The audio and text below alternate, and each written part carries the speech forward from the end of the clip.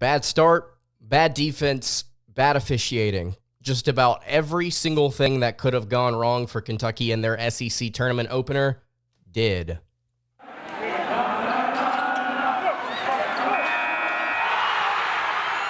You are Locked On Kentucky, your daily podcast on the Kentucky Wildcats. Part of the Locked On Podcast Network, your team every day. All right, what's going on, Big Blue Nation? Welcome on into Locked On Kentucky, your daily Kentucky Wildcats podcast. I'm your host, Lance Dawe. On today's episode of Locked On Kentucky, we are going to get into Kentucky basketball's loss at the hands of the Texas A&M Aggies in the first round of the SEC tournament. Bit of a shocker here. Overall, very disappointed with the way that the Wildcats played. Really disheartening after what was building up to be some really strong momentum heading into the postseason. Today's episode is brought to you by FanDuel. You can make every moment more, and new customers join today, and you will get $200 in bonus bets if your first bet of $5 or more wins. You can visit FanDuel.com/lockedon today to get started. All right, so let's go ahead and get into it. The game has not even ended. We're in the final minute here, but I figured I'd go ahead and start the recording. 97-85 is the score right now after Manny Obasaki hit a couple of free throws. Zvonimir Ivasic just hit a jumper to cut it to 10 with 13 seconds left.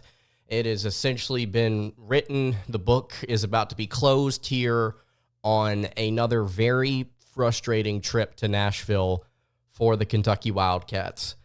The fans showed out. They came in droves. It was an incredible atmosphere, at least in terms of energy.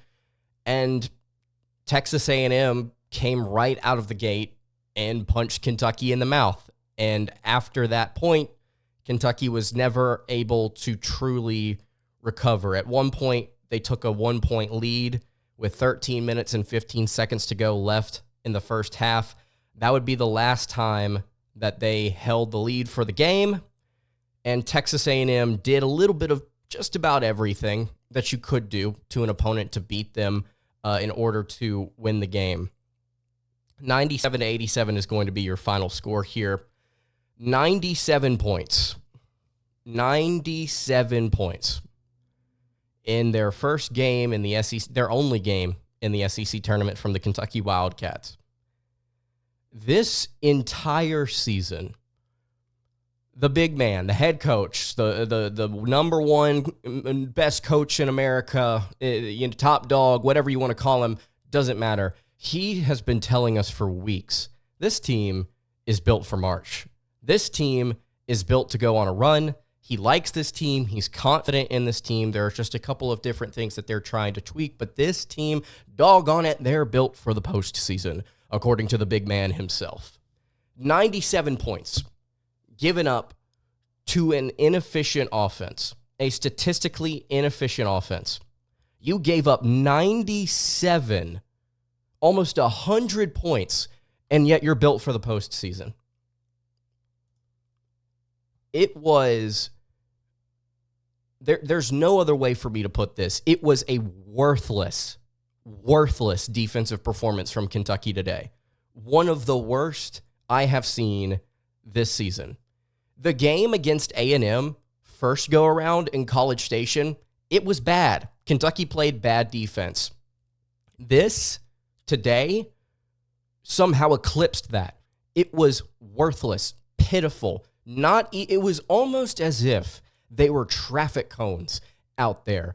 Texas A&M could have ran at an average pace and run against traffic cones, and they probably would have ended up with about 90 to 110 points. That's how bad it was. And I'm not blaming it. It comes back to, at the end of the day, coaching. There were some things that the players did today that were just not good, which we will dive into. But on the whole, the team, the program, the players, the coaching staff, and Coach John Calipari himself, everyone failed. Everyone failed. And I know that there's this stigma on social media Or fans are saying, well, Cal said for years that he doesn't care about this tournament, so it's kind of translating over to the players here. And that may be true to some extent, but it doesn't qualify as an excuse. In fact, I think it's kind of funny for people, if people do want to use that as an excuse to say, oh, well, that's fine because the coach doesn't care about a game, a postseason game for that matter. So therefore, we as fans shouldn't invest or buy stock into them either. Which seems insane to me, but I digress. Let's just look at we'll look at the base stats here to start this game, or for this entire game. Texas A&M, 11 3-pointers, 11 of 26 from the floor, from beyond the arc, I should say. This team coming into this game was shooting 27.7% from beyond the arc. That, my dear friends, is second worst in the country. If you have not listened to this show before and you don't know how many teams are in Division I college basketball, let me inform you. There are 362. Texas A&M ranks 360th, and that includes teams like A&M, teams like Tennessee, teams like Kentucky, teams like Auburn, teams like UConn, teams like Houston, teams like Syracuse, teams like any team you want to name. And then you've got the no-names. You've got the mid-majors full of kids that would not even scratch the surface of even the worst seeds in the NCAA tournament. About half of this Division I would not even come close to a 15 or a 14 seed. And Texas A&M ranks second worst among everybody and their mama. And today, against Kentucky's defense, they shot 42% from three. They shot 50% in the first half. They were 8 of 16. That is a very frustrating stat. Allow me to continue. Turnovers. Texas A&M only had 6. Kentucky had 14 points off of turnovers. Texas A&M had 18 points off of turnovers. Kentucky had 4. Texas A&M had 13 offensive rebounds. Kentucky had 9. The Aggies had 26 second chance points. Kentucky had 9. There is no other way to slice it, no other way to quantify it. This was awful. Just a straight up awful performance from Kentucky's defense. They did not rebound. They did not prevent layups. They did not prevent outside shots. They did not hold either of the two players that went ballistic on them the last time these two teams played. They didn't hold either of those two players to any sort of inefficient night. And on offense, they coughed up the ball 14 times. Rob Dillingham, bless him, 27 points, 5 of 10 from 3, 7 assists, awesome. 5 turnovers, a few of them that were just like mind-boggling, why would you do that type of plays? Which he tends to make something out of nothing usually whenever that happens. But there were turnovers today from Dillingham and from Shepard where you just look at it and you go, that's not what you've been coached to do. That's not what you've even done this season. You're just throwing the ball away for what feels like almost no reason. This was just an embarrassing performance on the defensive end. And I'll say it. I'll go ahead and say it. This team will not win a single game in March if they play like they did today. It does not matter who they face in this tournament. They could face Texas A&M Corpus Christi instead of the Aggies from College Station, and Corpus Christi would still lay one on them. This is not what Kentucky basketball should be. We'll continue to talk about this here in just a moment. Before I dive into some of the more frustrating things that we saw in this game, I do want to tell you guys about our friends over at Robinhood. Some more positive things to talk about here. Did you know that even if you have a 401k for retirement, you can still have an IRA? Robinhood has the only IRA that gives you a 3% boost on every single dollar you can contribute when you subscribe to Robinhood Gold. But get this, now through April 30th, Robinhood is even boosting every single dollar you can transfer in from other retirement accounts with a 3% match. That's right, no cap on the 3% match. Robinhood Gold gets you the most for your retirement thanks to their IRA with a 3% match. This offer is good through April 30th. You can get started at robinhood.com/boost. Subscription fees apply. And now for some legal info. Claim as of quarter 1, 2024, validated by Radius Global Market Research. Investing involves risk, including loss. Limitations apply to IRAs and 401ks. 3% match requires Robinhood Gold for 1 year from the date of the first 3% match. You must keep Robinhood IRA for 5 years. The 3% matching on transfers is subject to specific terms and conditions. Robinhood IRA is available to U.S. customers in good standing. Robinhood Financial LLC, member SPIC, is a registered broker-dealer. Today's episode is also brought to you by Amazon Fire TV. Fire TV is your destination for sports, from live games to highlights to in-depth analysis. Fire TV offers amazing viewing experiences with smart TVs, as well as the Fire TV stick that you can plug into your existing television that provides access to millions of movies and TV episodes, as well as free and live TV.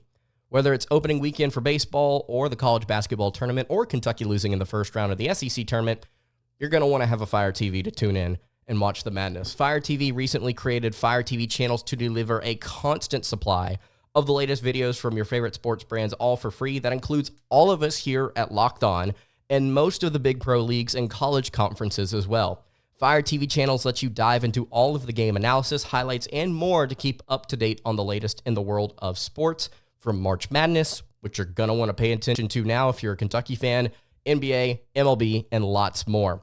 Not to mention great news, entertainment, gaming, travel, and cooking videos as well. Check out Fire TV channels on Fire TV and Alexa devices, and if you haven't checked them out, you should.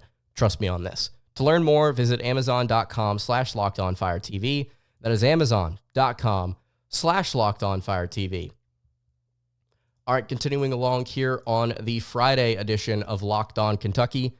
Lance Dawe hanging out here with you. Just want to remind you guys, if you have not gone to the description on either podcast or on YouTube and click the link to join our ESPN Bracket Challenge, you can still absolutely do that. I would highly encourage you to do it. I think we've got 35 people in there now. I would love for you guys to join up. It's free. It's going to be a lot of fun. Just an unacceptable performance from Kentucky basketball, 97-87. They fall in their first game of the SEC tournament to Texas A&M. Credit Texas A&M for just having the guards and the length to provide infuriating mismatches for Kentucky. I mean, you have to at some point stop complaining about what you individually are doing wrong and give props to the opponent and their players for stepping up. Wade Taylor dropped a cool 32 points on 11 of 24 shooting, 6 of 14 from beyond the arc. He had a couple of rebounds, 3 assists as well in 36 minutes of play. And then Tyrece Radford, the other guy who lit the Wildcats up in College Station earlier this season, 23 points, 8 of 18 shooting, 7 rebounds, 6 assists in 38 minutes of play. That is a combined 55 points. 55 points from 2 players. And they combined for, I believe, 60 the first time these two guys played. These two teams played, I should say. There's nothing that you can really say about this here other than the fact that the Kentucky Wildcats and we can say this now. We're 31 games in. It's cool. We can talk about it. The Kentucky Wildcats, full of 5-star talent. They do not lack height. They do not lack size at the guard positions. They have 3 players that are in this rotation listed at 7 feet or taller. They do not, they cannot, they will not play defense. And every possession down the floor is a varying level of one of those statements. They do not know how. They cannot even when they try. Or they just don't try. You saw all 3 of those things happen in this game. There was a point in the first half where Texas A&M was working the fast break. By the way, they finished with 18 fast break points. The Texas A&M Aggies, who currently rank 293rd in adjusted tempo in the country, 293rd in adjusted tempo, and they had 18 fast break points. Kentucky had 14, by the way. Fast break, though. Into the corner. Can't remember who shot it. Doesn't matter. Adu Thiero is right there. Right there. About the distance between me and the wall behind this camera. And you could take 2 steps, put your hand up, and it's a tight contest. Thiero stared at him and had both of his arms behind him as if he was ready to do a Naruto run back on offense. Just stared at him. And of course, Texas A&M took and knocked down the 3. What are you going to do? What are you going to do? What are you going to do whenever you have 4 or 5 different Texas A&M players? Actually, scratch that 4 that can take it down the lane on the left side, specifically the left side of the basket, and finish over and over and over and over again on layups. Here's another fun little stat for you. Texas A&M finished 14 of 18 on layups. They took 1 dunk in the game and they made it. 14 of 18. They were 14 of 17 before something at the end happened. Kentucky, 7 of 13. 7 of 13 on layups. What do you do? It's not only a bad matchup, it was a game where Kentucky didn't even try on defense. They didn't even try. And don't tell me they did, because I'm looking at 97 points from one of the least efficient offenses in the SEC. Let's go back to these conference-specific stats. They are last in the SEC in effective field goal percentage. They are 13th in three-point percentage. They are last in two-point percentage. They are 14th in block percentage, 13th in free throw percentage. The only thing this team does well is not turn the ball over and grab offensive rebounds. They grab second chance opportunities. This team shot 46% from the floor, 42% from beyond the arc, 73% from the foul line, all above their season averages. In the first half, they shot 50% from the floor, 50% from 3. At some point, the things on paper have to start matching up with the things that we see out of what is supposed to be one of the greatest college basketball coaches of all time and one of the most talented rosters in America. You've got to see those two things mesh at some point. You've got 3 guys that are listed at 7 feet tall or taller, and you can't get anything out of 2 of them. Zvonimir, 7 points, made all of his shots, but still continued to break down on layups, on drives to the basket, by the way, that were coming from 6'3" guards.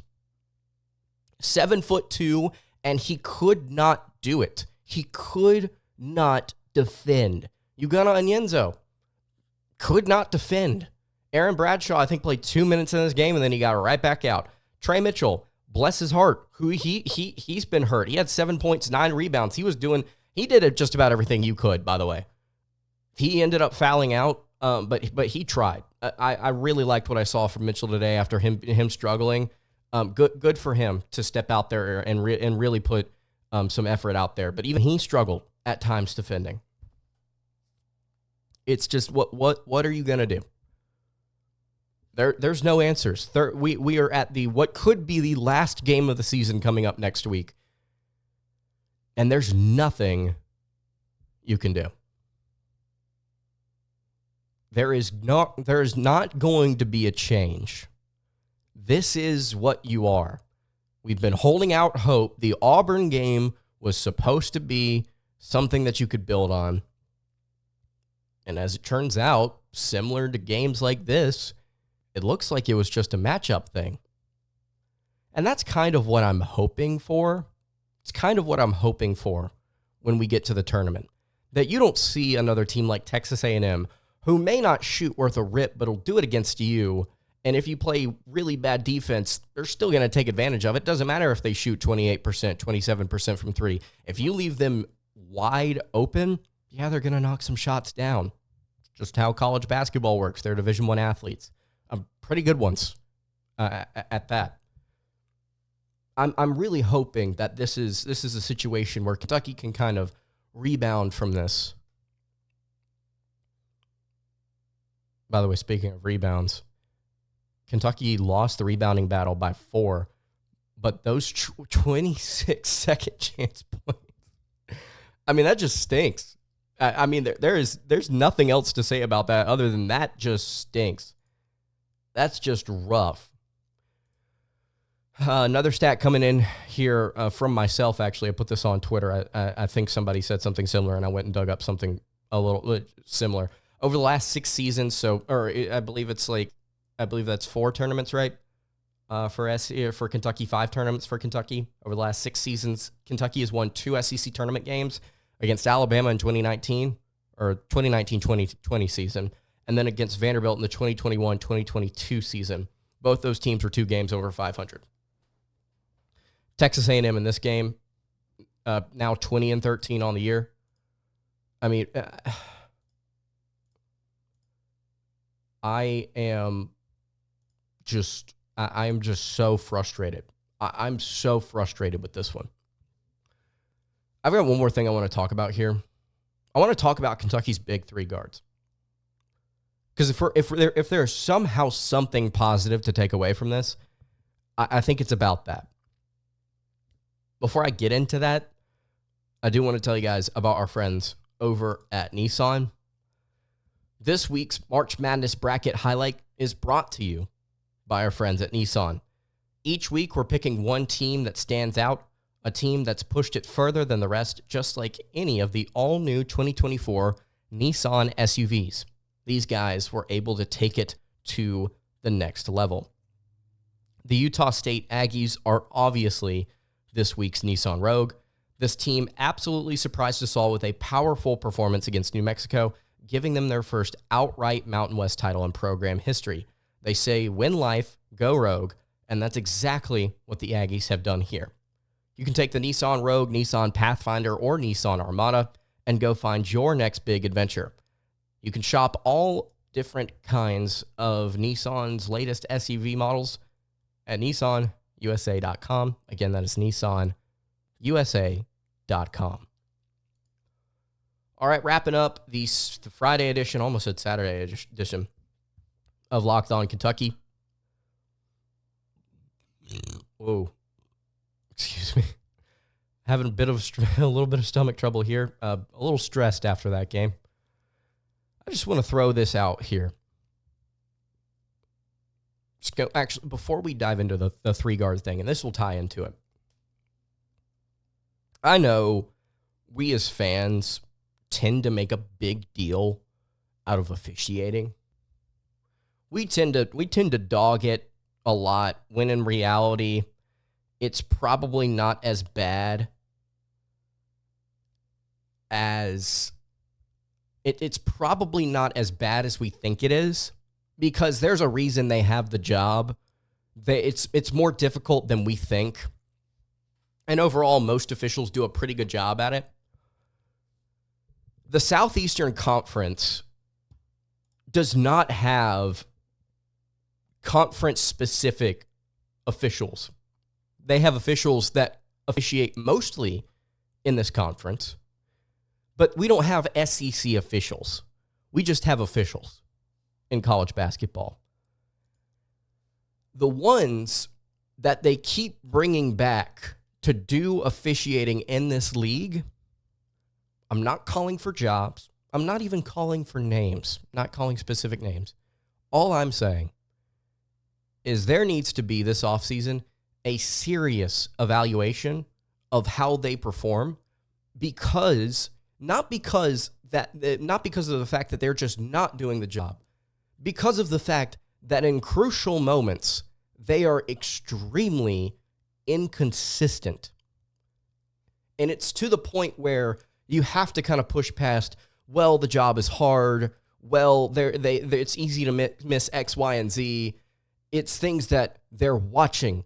It's players with the ball that are doing things. And this is not a Kentucky-specific thing. There are things that have happened to the Wildcats and against the Wildcats and in dozens of other games across this league that don't involve the Kentucky at all, where you watch it and you go, what? Everyone, the announcers, the color analysts who have played the game for decades, everyone goes, what? Are you serious? Are you kidding me? That's what you're going with? After this happened and you didn't call the foul? That's how we're going to... In this game, it was not what lost Kentucky the game. The poor defense, the really, really poor defense is what got Kentucky in the end. And turning the ball over, those were the two things that got Kentucky. But the officiating in this game was, in my opinion, one-sided for the majority of the contest. And if Kentucky had played better defense, most fans would be like, yeah, that stunk, but whatever, we won. It's now highlighted because you've lost, and it's something that most people are going to use as a crutch and as an excuse. If Kentucky had played better defense and just guarded the three-point line and done a better job of stopping guys getting to the rim, you know what? They probably would have won this game, or at least competed a little bit better. But the officiating on top of it was just a really, really frustrating cherry on top of a loss. There has to be... It's so bad, it's almost comical. There were two different offensive rebounds that Kentucky grabbed in this game. One of them where it's like, I don't understand how you got to where you think that's a foul on Trey Mitchell. Kind of walk me through that. Who did he push off?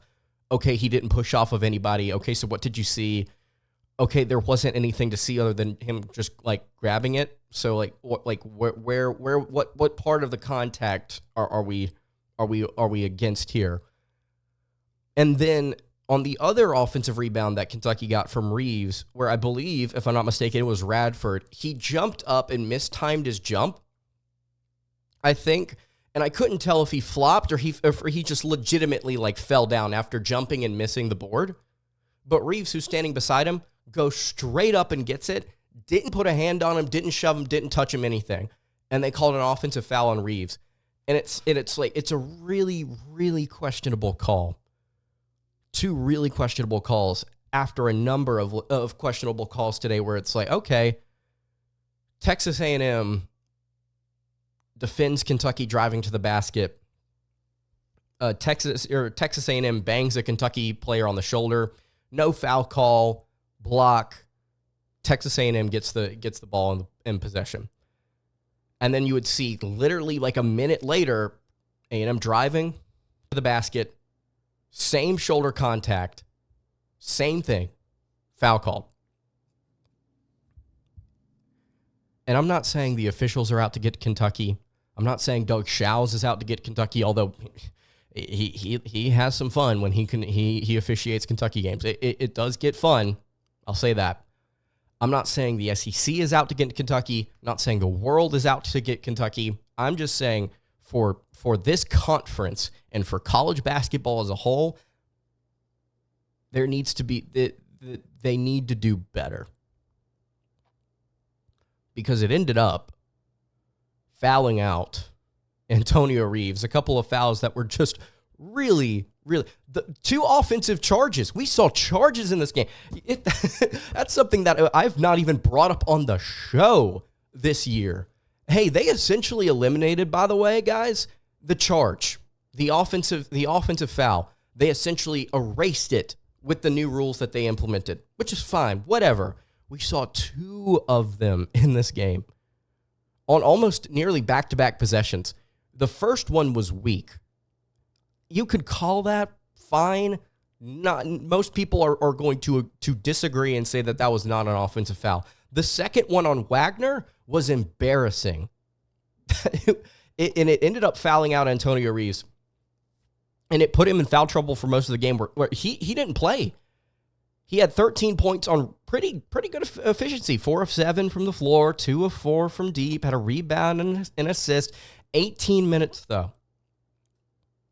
18 minutes for Antonio Reeves. Your 3 best guards, Reed Sheppard, Rob Dillingham, Antonio Reeves, hardly played together in this game. And social media, for about a month or two, has been very quick to point out Kentucky doesn't start these guys together. They don't rotate these guys together to play together nearly enough. And when things like this happen, Kentucky struggles. They just struggle. They find it difficult to go on runs. And those 3 guys couldn't play together today. 14 points from Sheppard on good shooting. 27 from Dillingham on solid shooting. Not great, but solid shooting. And some really bad turnovers. Reeves on really good shooting. And they just fouled him out. If the only redeeming thing I can say about this game, if you can get those 3 guys to play together without fouling in the postseason, in March Madness, in the NCAA tournament, you're going to get to, at minimum, you're going to get to the Sweet 16. If you just play, even if you play slightly subpar defense, you get those 3 guys playing together, you play slightly subpar defense. If you play subpar defense, you're still going to score 85 to 90. Neutral site Cats, I thought we were going to see more out of them. I thought we were going to see more out of this team at a neutral site. They did not impress. They got out to a slow start. They played really, really bad defense, and their best 3 players did not get on the court together for most of the game. All around, one of the worst games I've seen Kentucky play this year. Here's to heading to the NCAA tournament. We'll dive into more of this. We'll talk about more of this. We'll try, and there's also a world where, depending on Kentucky's draw, that they're fine. Like if you end up in a bracket with Purdue and Kansas, and those are like your 2 worst teams that you have to face off against, like you should be fine, theoretically. But after games like this, it makes it really hard to believe. That's going to do it for today's episode of Locked On Kentucky. You can follow the show on Twitter at Locked On UK. You can follow me on Twitter at @LanceDawe_ and follow the show over on Instagram at Kentucky Podcast. Questions, comments, concerns, leave those in the YouTube comments below. Hit me on the socials. I will see you all on Monday for another episode of Locked On Kentucky. Have a great rest of your day, everybody. And God bless.